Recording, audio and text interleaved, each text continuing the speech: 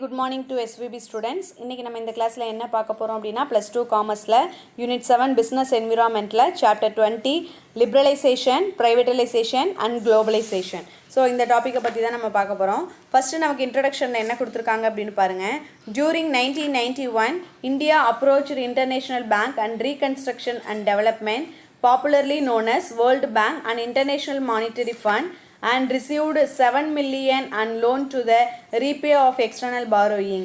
This international agency accept India to liberalize and open up economic by removing restriction on private sector and remove trade restriction between the India and other countries அப்படின்னு சொல்லியிருக்காங்க. அதாவது நம்மளோட India 1991 வருஷம் பன்னாட்டு பண நிதியம், அதாவது IMF international monetary fund அப்படிங்கிற ஒரு விஷயத்தை மறுசீரமைச்சிருக்காங்க அப்படின்னு சொல்லலாம். அது மட்டும் இல்லாமல் வெளிநாட்டு கடனை திரும்பி செலுத்துறதுக்காக 7 மில்லியன் அமெரிக்க டாலரை கடனாக வாங்கியிருக்காங்க. இது போக தனியார் துறை மேலே இருக்கக்கூடிய கட்டுப்பாடுகள் நீக்கிறதுக்காக இந்தியாவும் மற்ற நாடுகளும் சேர்ந்து என்ன பண்ணியிருக்காங்க அப்படின்னா இந்த தாராளமயமாதல் அப்படிங்கிற ஒரு கொள்கையை ஆரம்பிச்சிருக்காங்க அப்படின்னு சொல்லலாம். அதுக்கு அடுத்த பேராகிராஃப் நமக்கு என்ன கொடுத்துருக்காங்கன்னு பாருங்கள். India agreed to condition of World Bank and IMF and announced new economic policy which consists a wide range of economic reform. The new set of economic reform is commonly known as LPG, liberalization, privatization and globalization. இதில் என்ன சொல்லியிருக்காங்க அப்படின்னா இந்த உலக வங்கி, சர்வதேச நாணய நிதி, அதாவது இந்த IMF இருக்கு இல்லையா, இங்கே இந்தியா மட்டும் இல்லாமல் பல்வேறு பொருளாதார சீர்திருத்தங்கள் இங்கே புதிய கொள்கைகளை உருவாக்கப்பட்டுச்சு அப்படின்னு சொல்கிறாங்க. அப்போ புதிய பொருளாதார கொள்கை அப்படிங்கிறது என்ன அப்படின்னா தான் ப்ரைவேட்டைசேஷன், லிபரலைசேஷன், குளோபலைசேஷன் அப்படின்னு சொல்லியிருக்காங்க. இதில் நமக்கு ஒரு டயக்ராம் கொடுத்துருக்காங்க பாருங்கள். Dimension of new economic policy, அதாவது புதிய பொருளாதார கொள்கையின் கோணங்கள் எப்படி இருக்குது அப்படிங்கும்போது 3 கோணங்களாக இருக்குது. லிபரலைசேஷன் ஒன்று, ப்ரைவேட்டைசேஷன் ஒன்று, குளோபலைசேஷன் ஒன்று. அப்போது நமக்கு லிபரலைசேஷன்னா என்ன, அதோட மீனிங் என்ன அப்படின்னு பார்க்கலாம் பாருங்கள். Liberalisation refers to law or rules being liberalised and relaxed by the government. Liberalization means a relaxation of various government restriction in the area of social and economic policy in order to make economic free to enter into the market and establish their venture of the country. Liberalization trade policy by the government include removal of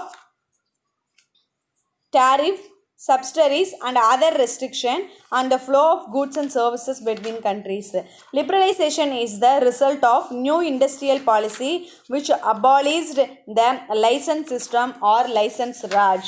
அதாவது இதில் என்ன சொல்லியிருக்காங்க, இந்த liberalisation அப்படிங்கிறது என்ன அப்படின்னா அதாவது பிஸ்னஸில் இருக்கக்கூடிய சட்டத்திட்டங்கள், பிஸ்னஸில் இருக்கக்கூடிய விதிமுறைகள், இது எல்லாமே அது ஒரு நல்ல நிலைமையை உருவாக்கணும், ஒரு நல்ல கட்டுப்பாட்டுக்குள்ளே கொண்டு வரணும் அப்படிங்கிறதுக்காக அரசாங்கத்தோட கொள்கையான வரி விதிப்பு, ஏற்றுமதி, இறக்குமதி, மானியம், பிற கட்டுப்பாடுகள், இந்த மாதிரி நாடுகளுக்கிடையே சட்டத்திட்டங்கள் தளர்த்தக்கூடிய ஒரு நடவடிக்கையை தான் என்ன சொல்கிறாங்க அப்படின்னா லிபரலைசேஷன் அப்படின்னு சொல்கிறாங்க.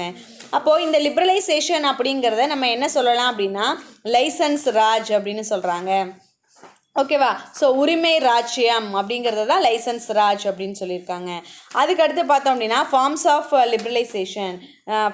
லிபரலைசேஷன் அமைக்கிறதுக்கு என்ன மாதிரியான ஃபார்ம்ஸ் எல்லாம் இருக்குது. ஃபஸ்ட்டு பாருங்கள், நமக்கு என்ன கொடுத்துருக்காங்க, liberalisation for industrial licence. Liberalisation தாராளமயமாதல் அப்படிங்கிறது ஒரு தொழில் உரிமம் பெறக்கூடிய ஒரு விஷயம். பல்வேறு வகையான தொழில் உரிமங்களை பெறதுக்கு இந்த லிபரலைசேஷன் யூஸ்ஃபுல்லாக இருக்குது அப்படின்னு சொல்லியிருக்காங்க. அதுக்கடுத்து நமக்கு செகண்ட் பாருங்கள் என்ன கொடுத்துருக்காங்க, freedom for expansion of production to industry. So இண்டஸ்ட்ரியில் இருக்கக்கூடிய ப்ரொடக்ஷனை ஃப்ரீடமாக எக்ஸ்பான்ஷன் எக்ஸ்பான்ஷன் அப்படின்னா என்ன, விரிவுபடுத்துறதுக்கு. ஸோ ஒரு இண்டஸ்ட்ரி அவங்க உற்பத்தி பண்ணக்கூடிய பொருளை அளவுக்கு அதிகமான முறையில் எக்ஸ்பான்ஷன் பண்ணுறதுக்கு இந்த லிபரலைசேஷன் யூஸ்ஃபுல்லாக இருக்குது அப்படின்னு சொல்லியிருக்காங்க. அதுக்கடுத்து தேர்டு பாருங்கள், increase in the investment limit of small industry. சின்ன சின்ன லெவலில் இருக்கக்கூடிய இண்டஸ்ட்ரியோட இன்வெஸ்ட்மெண்ட்டை இன்க்ரீஸ் பண்ணுறதுக்கு யூஸ்ஃபுல்லாக இருந்தது. Foreign exchange reform. Foreign exchange reform அப்படின்னா என்ன? அந்நிய செலவாணி மறுசீரமைப்பு. அதாவது 1991 பணம் செலுத்துதல் நெருக்கடியில் உடனடி தீர்வு கிடைக்கணும் அப்படிங்கிறதுக்காக என்ன பண்ணாங்க அப்படின்னா இந்த லிபரலைசேஷன் அப்படிங்கிற ஒன்றை உருவாக்கிக்கிட்டாங்க அப்படின்னு சொல்லலாம். அதுக்கடுத்து பார்த்தோம் அப்படின்னா liberalisation of export and import transaction. So liberalisation of export and import transaction அப்படின்னா என்ன? ஏற்றுமதி செய்யக்கூடிய இறக்குமதி செய்யக்கூடிய அந்த நடவடிக்கைகளில் தாராளமயமாக்கல் அப்படிங்கிற ஒரு கொள்கையை கொண்டு வந்திருக்காங்க. இது பார்த்தோம் அப்படின்னா அந்த வர்த்தகம் அப்படிங்கிறது ஃப்ரீயாக பண்ணுறதுக்கு யூஸ்ஃபுல்லாக இருந்துச்சு அப்படின்னு சொல்கிறாங்க. ஓகேவா? அதுக்கடுத்து அட்வான்டேஜஸ் ஆஃப் லிபரலைசேஷன். லிபரலைசேஷனோட அட்வான்டேஜஸ் ஃபஸ்ட்டு என்ன? Increase in foreign investment. Foreign இன்வெஸ்ட்மெண்ட்டை இன்க்ரீஸ் பண்ணுறதுக்கு இந்த லிபரலைசேஷன் யூஸ்ஃபுல்லாக இருந்தது அப்படின்னு சொல்லியிருக்காங்க. அது மட்டும் இல்லாமல் நிறைய கண்ட்ரீஸு இந்த இன்வெஸ்ட்மெண்ட்டில் நிறைய அட்ராக்ஷனும் க்ரியேட் பண்ணியிருக்கு அப்படின்னு சொல்லலாம். அதுக்கடுத்து பார்த்தோம் அப்படின்னா increase the foreign exchange reserve. Foreign exchange reserve அப்படின்னா என்ன? அந்நிய செலவாணியோட இருப்பு அதிகமாக வச்சுக்கிறது. அதாவது நம்ம நாட்டில் இருக்கக்கூடிய இருப்புகள் அளவுக்கு அதிகமாக வச்சுக்கும் போது நமக்கு எந்த விதமான ப்ராப்ளமும் வராது. அதுக்கடுத்து பாருங்கள் control over price. Control over price அப்படின்னா என்ன? விலை கட்டுப்பாடு. என்ன மாதிரியான விலை கட்டுப்பாடுகள்? ஏற்றுமதி இறக்குமதியில் இருக்கக்கூடிய இருக்கக்கூடிய பிரச்சனைகள் நுகர்வோருக்கு குறைந்த அளவில் பொருட்கள் கிடைக்கிறதுக்காக என்ன பண்ணுறாங்க அப்படின்னா இந்த கண்ட்ரோல் ஓவர் த அளவுக்கு அதிகமாக இருக்கிற ப்ரைஸை குறைக்கிறாங்க அப்படின்னு சொல்லியிருக்காங்க. அதுக்கடுத்து பார்த்தோம் அப்படின்னா reduction in external borrowing. External borrowing அப்படின்னா என்ன? வெளிநாட்டில் இருந்து வாங்கக்கூடிய கடனை குறைக்கிறது. ஸோ நம்ம நாட்டில் இந்த மாதிரியான லிபரலைசேஷனை உருவாக்கும் போது ப்ரொடக்ஷன் அதிகம் பண்ணும்போது வெளிநாட்டிலேருந்து வாங்கக்கூடிய கடன் வசதியை நம்ம குறைச்சிக்கிறதுக்கான வாய்ப்புகள் அதிகம் அப்படின்னு சொல்லியிருக்காங்க. அப்போது இதில் என்ன மாதிரியான டிஸ்அட்வான்டேஜஸ் இருக்குது அப்படின்னா ஃபஸ்ட்டு இன்க்ரீஸ் இன் அன்எம்ப்ளாய்மெண்ட். நிறைய அன்எம்ப்ளாய்மெண்ட் ப்ராப்ளம் வர்றதுக்கு முக்கிய காரணங்கள் எது அப்படின்னா இந்த லிபரலைசேஷன் தான் அப்படின்னு சொல்லியிருக்காங்க. அதுக்கடுத்து பார்த்தோம் அப்படின்னா loss to domestic unit. Loss to domestic unit அப்படின்னா என்ன? உள்நாட்டில் இருக்கக்கூடிய தன்னோட தொழிலோட அளவுகள் தொழிலோட விஷயங்களை இழக்கிறதுக்கான வாய்ப்புகள் எங்கே இருக்குது அப்படின்னா இந்த லிபரலைசேஷனில் தான் அதிகமாக இருக்குது அப்படின்னு சொல்லியிருக்காங்க. அதுக்கடுத்து பார்த்தோம் அப்படின்னா increased dependence of foreign nation. அதாவது அயல் நாட்டில் சார்ந்திருக்கக்கூடிய விஷயம். நம்ம ஒவ்வொரு விஷயத்துக்கும் என்ன பண்ணுறோம் அப்படின்னா நம்ம நாடு வெளிநாடுகளை சார்ந்திருக்கக்கூடிய ஒரு சூழ்நிலை உருவாகுது. ஸோ இந்த லிபரலைசேஷன் அப்படிங்கிற ஒன்று இருக்கிறதுனால அயல் நாடை சார்ந்திருக்கக்கூடிய ஒரு சூழ்நிலை உருவாக வாய்ப்புகள் குறைவு அப்படின்னு சொல்லியிருக்காங்க. அதுக்கடுத்து பார்த்தோம் அப்படின்னா அன்பேலன்ஸ்டு டெவலப்மெண்ட். அன்பேலன்ஸ்டு டெவலப்மெண்ட் அப்படின்னா என்ன? அதாவது ஒரு பேலன்ஸ்டே இல்லாமல் சமநிலையற்ற ஒரு வளர்ச்சி இருக்கிற இடத்துல இந்த லிபரலைசேஷன் அப்படிங்கிறது என்ன பண்ணுது அப்படின்னா அளவுக்கு அதிகமாக இருக்குது, சமநிலையற்ற ஒரு வளர்ச்சி தான் இருக்குது அப்படின்னு சொல்லியிருக்காங்க. ஓகேவா? அதுக்கடுத்து பார்த்தோம் அப்படின்னா இம்பேக்ட் ஆஃப் லிபரலைசேஷன். இம்பேக்ட் அப்படின்னா என்ன? இம்பேக்ட் அப்படிங்கிறது ஒரு தாக்கம் அப்படின்னு சொல்லுவாங்க. ஸோ இதில் ஃபஸ்ட்டு பார்த்தோம் அப்படின்னா தாராளமயமாக்கலோட தாக்கம் ஃபஸ்ட்டு என்ன? The impact of liberalisation on India economy is well affordable with the phenomenal growth to the contribution 1.3 trillion to the world GDP. இதில் என்ன சொல்லியிருக்காங்க அப்படின்னா 1.3 மில்லியன் வளர்ச்சி நம்ம இந்திய பங்களிப்பில் இந்த தாராளமயமாதல்னால கிடைச்சிருக்கு அப்படின்னு சொல்லியிருக்காங்க. அது மட்டும் இல்லாமல் உலக பொருளாதாரத்திலேயே 7வது இடத்துல நம்ம இந்தியா இருக்குது அப்படின்னு சொல்லியிருக்காங்க. இது ரொம்ப முக்கியமான 1 mark. 7th largest among the world leading எக்கனாமிக்ஸில் நம்ம இந்தியா இருக்குது.